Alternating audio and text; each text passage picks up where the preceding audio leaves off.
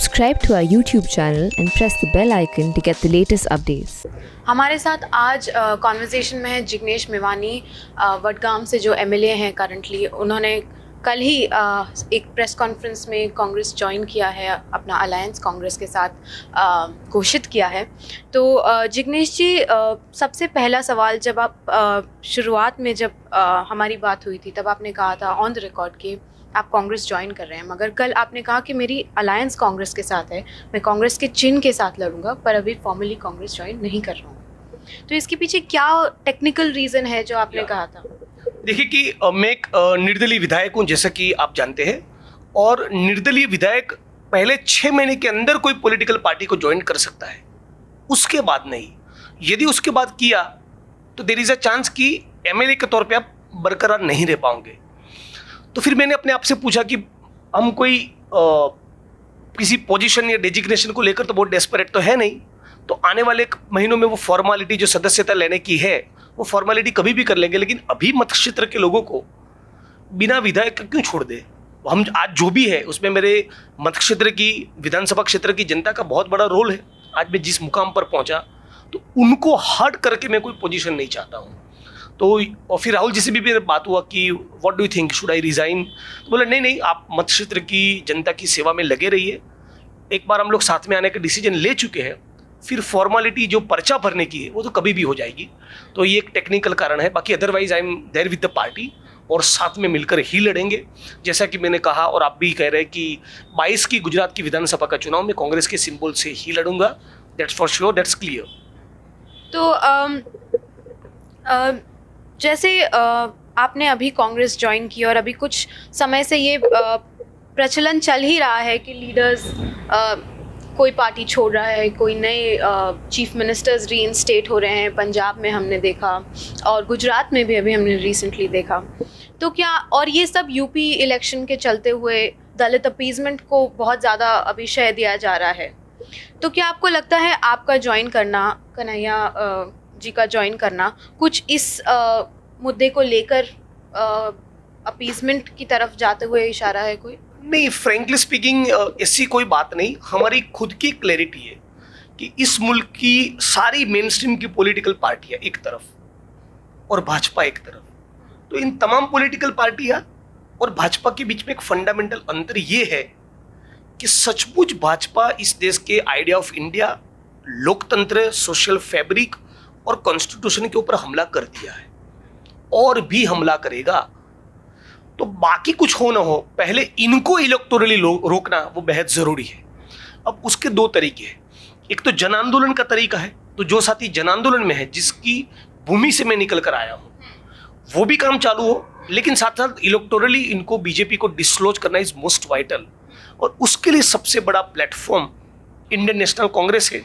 ये वो प्लेटफॉर्म है जिसके नेता राहुल गांधी की इंटीग्रिटी पर मुझे पर्सनली कोई डाउट नहीं, रादर मैं मानता हूं कि बहुत ही जेन्युइन आदमी है। He will never compromise with RSS in BJP, और इस पार्टी का स्वतंत्रता के आंदोलन का एक लेगेसी रहा है।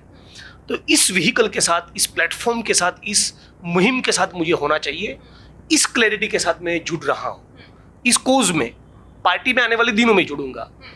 तो अभी जो इमीडिएट जो चुनाव है उसके साथ इसका कोई संबंध नहीं है। फ्रैंकली कह रहा हूँ, यदि होता तो भी मैं खुलकर बोलता। या डेफिनेटली नहीं। और जैसे आपने कहा आप 2022 में ओपनली कांग्रेस से लड़ेंगे, मगर अभी आपका डेजिग्नेशन कांग्रेस में डिसाइड नहीं हुआ है। आप बता रहे हैं कुछ समय में आप डिसाइड करेंगे। तो क्या आपके मन में चल रहा है? क्या राहुल गांधी के साथ बातचीत हो रही है? मेरे मन में केवल एक ही बात चल रहा है कि सचमुच इस मुल्क को बचाना है ना, तो सेंस ऑफ अर्जेंसी के साथ कुछ बड़ी चीज खड़ी करनी पड़ेगी। लाखों करोड़ों युवा इस प्लेटफॉर्म में जुड़े, एक आंदोलन का रास्ता अख्तियार करे, एक प्रचंड जन आंदोलन को जन्म दे, एक जलजला पैदा करे, एक माहौल बने, तब जाकर इनको रोक पाएंगे। आपको मुझे व्यक्तिगत कोई डेजिग्नेशन मिले ना मिले वो सब 2 नंबर की बात है। I don't care, really don't care. तो मेरी प्रायोरिटी यही है, कन्हैया की, हार्दिक के, हम लोगों की प्रायोरिटी यही है कि अनएम्प्लॉयमेंट के सवाल को लेकर, इकोनॉमिक इश्यूज को सवाल को लेकर एक बड़ा आंदोलन खड़ा करे और भाजपा को हराए। और इमीडिएटली मेरा गोल ये है कि जो 8-10 सीटों का जो फासला 2017 की गुजरात विधानसभा के चुनाव में रह गया था, उस फासले को इस बार मिटा दिया जाए। पहले हार्दिक भी था, अब हम भी है, तो सारे यूथ लीडर्स और सीनियर लीडर्स मिलकर गुजरात की जो परिस्थिति है उसको समझते हुए एक बड़ा आंदोलन खड़ा करेंगे 22 के चुनाव के पहले। और इस बार अब मुझे आई एम फुल्ली कॉन्फिडेंट, पूरा यकीन है कि भाजपा को हरा पाएंगे। तो दो सवाल मन में आते हैं जब आप ये कहते हैं। सबसे पहला तो ये कि जैसे आपने बताया एक बहुत बड़ी आंदोलन और टीम तैयार करनी है, तो 2022 में आपका what will be the plank of your fighting for the election? Unemployment जैसे आप बता रहे हैं बहुत बढ़ रहा है। ट्विटर पे आपने ट्वीट भी किया है, फोर्ड का फैक्ट्री बंद होने से वर्कर्स अनएम्प्लॉयड हो गए हैं। नेशनल पॉलिटिक्स में एम्प्लॉयमेंट जो गवर्नमेंट डेटा दे रही है वो देखिए, जो गुजरात के इस तथाकथित विकास के मॉडल में जिनको कुछ नहीं मिला है वो कौन है? वो आदिवासी है, पूरा श्रमजीवी वर्ग है, फिक्स पे और कॉन्ट्रैक्ट सिस्टम का शिकार बने सारे एम्प्लॉयज और वर्कर्स है, दलित है, पिछड़े हैं गुजरात के, एंटरप्रेन्योर्स है, छोटे व्यापारी है। तो इतना ज़्यादा अनरेस्ट है आज गुजराती सोसाइटी के अंदर, तभी तो पूरी कैबिनेट को बदलना पड़ा। आखिर अभी अचानक एक दिन सीएम से लेकर पूरे मंत्रिमंडल को क्यों बदला? तो जिस प्रकार के एक मॉन्यूमेंटल मिसमैनेजमेंट का डिस्प्ले कोरोना में हमने देखा bye Vijay Rupani government, ground से रिपोर्ट भाजपा को ये मिला कि भाई मर गए, इस बार 50-55 से ज्यादा सीट नहीं आ रही है। मतलब कि आज बीजेपी सचमुच बैकफुट पे है। और जनता के जो असली मुद्दे हैं कि भाई बेरोजगारी एक प्रचंड सवाल है, महंगाई है, गुजरात के व्यापारी परेशान है जीएसटी और नोटबंदी के चलते, कोरोना का पूरा एक कबाड़ा हुआ, हेल्थ का कोई इंफ्रास्ट्रक्चर नहीं है, सरकारी स्कूलें बंद हो रही है। तो इन मुद्दों के ऊपर हम लोग 22 का चुनाव लड़ेंगे। जो दूसरा सवाल मन में आता है वो ये है कि 2015 में हार्दिक पटेल ने जो एजिटेशन लीड किया था ओबीसीज के लिए, तब वो काफ़ी लाइमलाइट में आ गए थे। नेशनल पॉलिटिक्स में हार्दिक पटेल का नाम बहुत कॉमन हो गया था। मगर उसके बाद उन्होंने कांग्रेस ज्वाइन कर लिया। उनका जो वर्चस्व तब बना था वो अब वैसी छवि नहीं रही, उतनी प्रेजेंस नहीं रही। तो एक क्या चैलेंजेस हैं कि आप अपना स्टैचर रिटेन करके रखें? देखिए, हार्दिक पटेल को पहले लोग पाटीदार नेता के तौर पे जानते थे, अब वो अपने आप को ट्रांसफॉर्म करके एक नए दौर का, अपने वक्त का गुजरात का किसान नेता और यूथ लीडर वाली भूमिका में आ रहा है। तो उसका एक पूरा ट्रांजिशन का पीरियड चल रहा है एक। और जब एक मूवमेंट की गर्मी होती है तब आपका जो प्रोफाइल बनता है वो लगातार नहीं बना रहता। ऊना का जो आंदोलन हुआ जिसमें से मैं निकल कर आया, और तब से लेकर अब तक बीच में एक ठहराव भी आता है, थोड़े अप डाउन जाते हैं, फिर अचानक you come back on the political scene. ठीक है, तो वो सब होता रहता है, that's part of the game. But Hardik Patel is there and is solidly there. And what about Jignesh Mevani? Because after the Una आंदोलन we did not see you foraying into mainstream politics. Now you've joined the Congress. So where are we going to see you? Are you continue going to be the Dalit youth leader, the icon that we saw you emerge as, or is it going to go beyond that? It will definitely go beyond that because see, I don't want to confine myself to caste identity. The spirit with which I raise the issue of caste violence, with the same spirit I want to talk about water and sanitation. With the same spirit I want to talk about arts and literature.